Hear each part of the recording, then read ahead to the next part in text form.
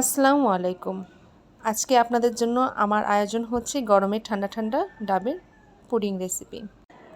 অল্প উপকরণে ডাবের এর ইউনিক রেসিপিটি আপনারা বাসায় তৈরি করে নিতে পারবেন।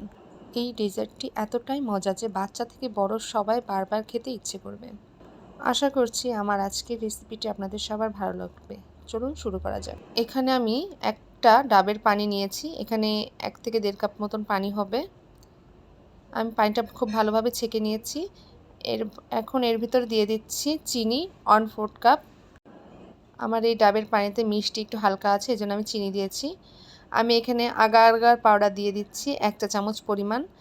এই মুহূর্তে চুলাটা অফ আছে। আমি আগার আগার পাউডারটিকে ভালোভাবে নেড়েচেড়ে মিশিয়ে নিচ্ছি। গরম থাকা অবস্থায় আগার আগার পাউডার আপনারা দিতে যাবেন না। আর আমি এখানে তৃপ্তি ব্র্যান্ডের আগার আগার পাউডারটি নিয়েছি। আপনারা চাইলে যে কোনো সুপার শপে আগার আগার পাউডার পেয়ে যাবেন। আমি এখন চুলার আঁচটা জ্বালিয়ে দিব। খুব ভালোভাবে নেড়েচেড়ে মিশিয়ে নিচ্ছি এবং একটি বলক তুলে নিব। সমস্ত উপকরণ একসাথে মিশিয়ে নেওয়ার পর এখানে বলক তুলে নিয়েছি। এখন আমি চুলাটাকে অফ করে দিব।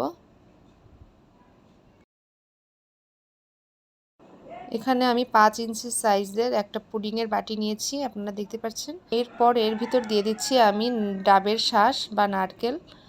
খুব চিকন চিকন করে কেটে দেওয়ার চেষ্টা করেছি। এভাবে আমি কেটে দিচ্ছি, আপনারা যে যার মতো পরিবেশন করে নিতে পারেন। এখন আমি এর ভিতরে দিয়ে দিচ্ছি যে ডাবের মিশ্রণটা, ডাবের পানিটা। ডাবের পানিটা সম্পূর্ণ দেওয়া হয়ে গেলে আমি এই বাটিটাকে ফ্রিজে রেখে দিব 20 থেকে 30 মিনিটের জন্য ঠান্ডা হওয়ার জন্য। এই 20 থেকে 30 মিনিটের ভিতরে এই ডেজার্টটা শক্ত হয়ে যাবে, অর্থাৎ জমে যাবে। 20 থেকে 30 মিনিট পর ডাবের পুডিংটা আমি ফ্রিজ থেকে বের করে নিয়েছি। এরপর ছুরির সাহায্যে আমি পুডিংটাকে খুব ভালোভাবে ট্রের উপর বের করে নিচ্ছি। খুবই আলতো করে ঝাঁকা দিলে দেখবেন পুডিংটা আমাদের বের হয়ে গিয়েছে। এই পুডিংটা ঠান্ডা ঠান্ডা খেতে অসম্ভব মজা লাগে এবং ছোট থেকে বড় সবাই পছন্দ করবে। তাই ঝটপট দেরি না করে আজই বাসায় তৈরি করে ফেলুন মজাদার এই ডেজার্টটি। আজ তাহলে এই পর্যন্ত। Take care and bye by.